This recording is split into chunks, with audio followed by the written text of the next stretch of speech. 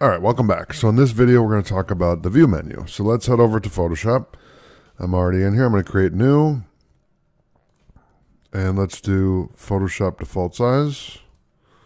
Hit OK, and let's click on view and look at the menu and what they have. So proof setup, you can do working CMYK.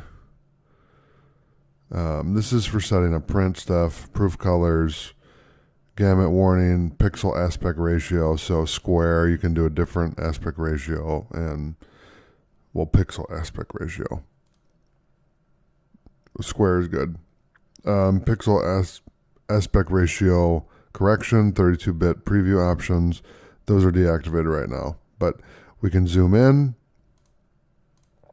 zoom out, fit on screen, fit artboard on screen. We don't have one, so that's no good. We can do 100%, 200%, or you can do this, which I prefer. Hit the letter Z, hold Alt, zoom out, let go, zoom in. And then use the space bar, hold the space bar, and you can grab the hand tool and move around. So you can zoom out, and then use the hand tool to move it around. Does the same exact thing. Print size. Okay. That I don't know the shortcut for, so use that.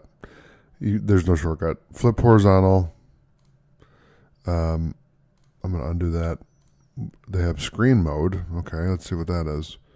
Oh, full screen mode with menu bar, full screen mode.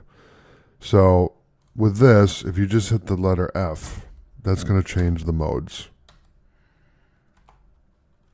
I think. Normally it does. Hit tab for me. There you go. Now if you hit F, there you go. So those are the three modes. And if I hit tab, the tools will come back. And what we did is we changed the screen mode. We had standard, full screen mode with menu bar, full screen mode. So if you know the shortcuts and you just want to have a black background with nothing but what you're working on, that's the way to do it. Now if I hit F, that's the standard. And then full screen mode with menu bar right there. And then full screen. Okay? And hit tab, and then everything's back again. Show layer edges. These are just options you can show. The ruler is right there. If we hit Control R, it'll turn on and off. So we'll hit Control R to keep it on. Snap to, guides, grids, layers. You can turn on this on and off. Lock guides, new guide. Okay. You can do it that way, or you can just do this. Drag it down. There's your guide. Right there, and bring it there. Okay, then you have your guides right there.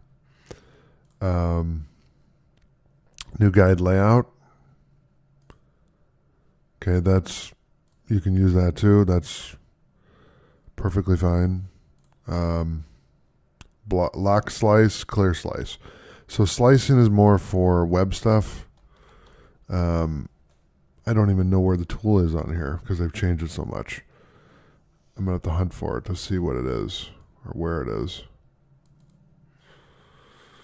Basically what the slice tool does is it will crop a web design. There it is.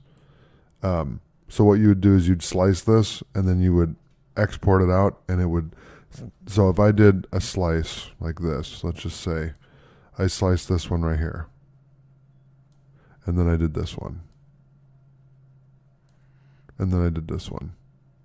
And I exported these three out as PNGs. It's going to be 1, 2, 3. So this will be PNG 1, PNG 2, PNG 3. And the idea behind it is when you're building a website, you want to render content, but you want to do it where the files are as small as possible. So what you can do, I'm going to hit Control Z to undo this. What you can do though is when you export it out as slices, this would be image 1, image 2, image 3, and they're all going to be smaller files because they're separated instead of together. That's the idea behind the slice. So that is the view menu. Thank you for watching. I'll see you in the next video.